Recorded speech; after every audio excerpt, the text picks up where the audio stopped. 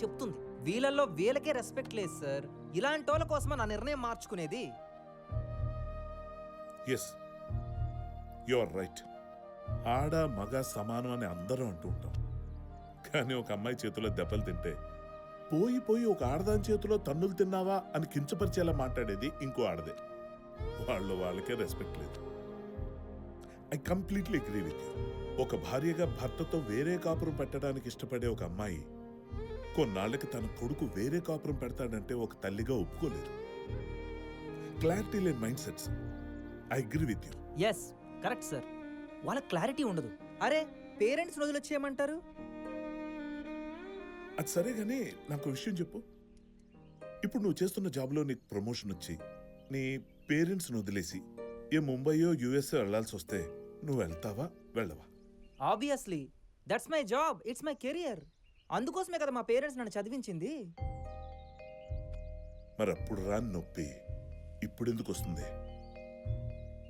అంటే ఉద్యోగ రీత్యా పేరెంట్స్ వదిలి నువ్వెంత దూరమైనా వెళ్తావు. కానీ ప్రేమించిన అమ్మాయి కోసం పక్కనే ఒక ఇల్లు తీసుకోవాలన్నా తప్పనిపిస్తుంది. అంతేనా? నాకు అర్థం కాక అడుగుతున్నాను. నువ్వు బతుకుతుంది నీకోసమా, సమాజం కోసమా?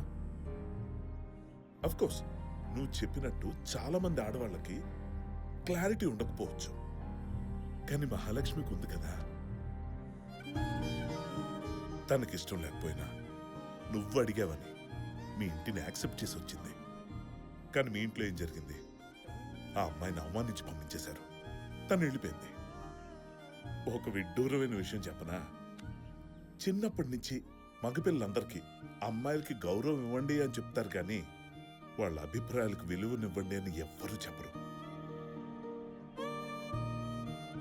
As a matter of fact, ఇందాక నువ్వు అమ్మాయిల గురించి మాట్లాడుతున్నప్పుడు కూడా, let me be very frank, కేవలం ఒక మేలిగో కనిపించింది తప్ప ఇంకేమీ లేదు.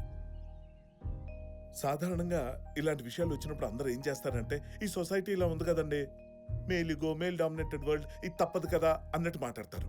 Why don't you have a brain and a choice? నువ్వు కొంచెం డిఫరెంట్గా ఉండాలనుకోకర్లేదా?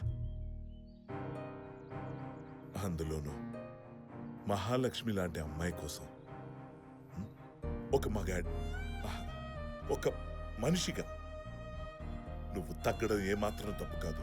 ఒక ప్రేమికుడిగా నువ్వు తగ్గడం ఏమాత్రం తప్పు కాదు. నాకు తెలియక అడుగుతున్నా. పేరెంట్స్ తమ పిల్లల్ని చాలా పై చదువులు చదివిస్తారు. వాళ్ళు ఎప్పటికైనా విదేశాల్లో సెటిల్ అవ్వాలని చాలా గట్టిగా కృషి చేస్తారు. వాళ్ళు సంపాదిస్తున్నంత కాలం ఎంజాయ్ చేస్తారు. అదే సడన్ గా వీళ్ళ హెల్త్లు ఎప్పుడైనా పాడైతే ఆ పిల్లలు పక్కన లేరని తిరిగి వాళ్ళనే బ్లేమ్ చేస్తారు. అలాంటప్పుడు అసలు వాళ్ళని పంపించడం ఎందుకు? Just asking. నీ ఆలోచనలు పూర్తిగా నువ్వు పెరిగిన వాతావరణంలోనే ఇరుక్కుపోయాయి. ఒక్కసారి దాని నుంచి బయటకు వచ్చి చూడు. మనుషులందరినీ సమానంగా ఎలా చూడాలో నీకు అర్థమవుతుంది. తనని ప్రేమించే భర్తతో పాటు తనని కూతుర్లా చూసుకునే అత్తమామలు దొరికే ఏ ఆడపిల్లకైనా ఆ ఇల్లు స్వర్గమే. నీ పేరెంట్స్వి ఈ సమాజంలో చాలా మందికిలా పాతకాలపు ఆలోచనలు, ఆచారాలు, పరువుల చుట్టూ వాళ్ళ జీవితాలు ముడిపడి ఉంటాయి. అది కరెక్ట్ అని నేను అనటం లేదు, కానీ వాళ్ళకి అర్థమయ్యేలా కన్విన్స్ చేసేలా మాట్లాడాల్సిన బాధ్యత నీది. అయినా నీ మాట వినలేదా? వాళ్లకు దూరంగా ఉంటూ వాళ్ళ బాగోగులు చూసుకోవటం నీ ధర్మం. అది పక్క వీధిలో ఉన్నా, పక్క దేశంలో ఉన్నా.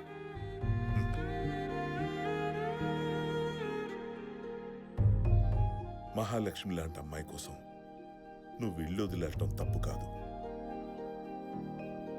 అయినా నువ్వు వదిలేళ్తుంది నీ ఇంటిని, బాధ్యతల్ని కాదు. ఒక్కసారి ఆలోచించు.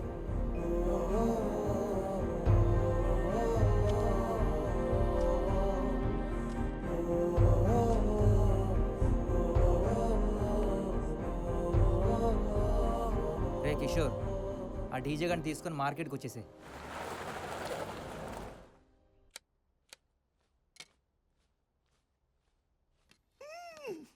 తినండి. ఏంటి ఈ నెల నీ పూజ ఖర్చులు 5,000?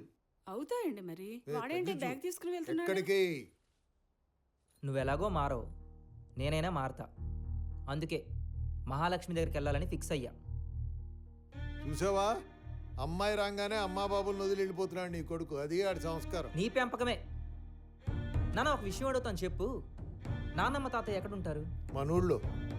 మరి నువ్వెందుకు ఇక్కడికి వచ్చావు? బ్రతుకు తెరువు కోసం వచ్చాను. మరి వాళ్ళ పరిస్థితి?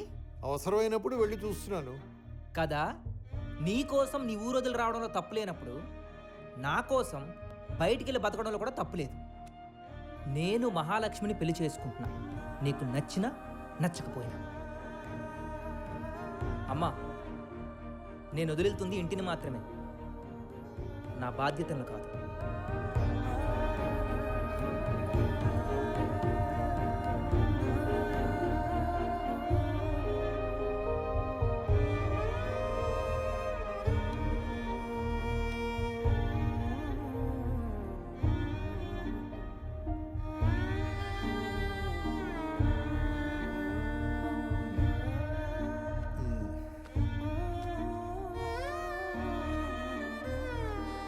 పోనీ. ఈ మార్కెట్లో ఈ లవ్ ఏందో, ఆ పిల్లెప్పుడు ఒప్పుకుంటుందో, నాకెప్పుడు మనిషి దొరుకుద్దో. చిచ్చి, పెద్ద తలకెనొప్పి అయిపోయింది మీ అవ్వ. రేయ్, ఆ డీజే సెట్ చక్కగా పెట్టుర్రి. ముందే ఆడిపోతే సైకోగాడు టైంకి బ్లాస్ట్ అవ్వాలి, అది కూడా పిల్లి ఒప్పుకుంటే.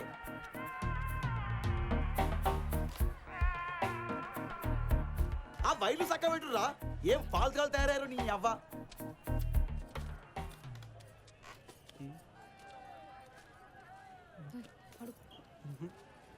అడుగు.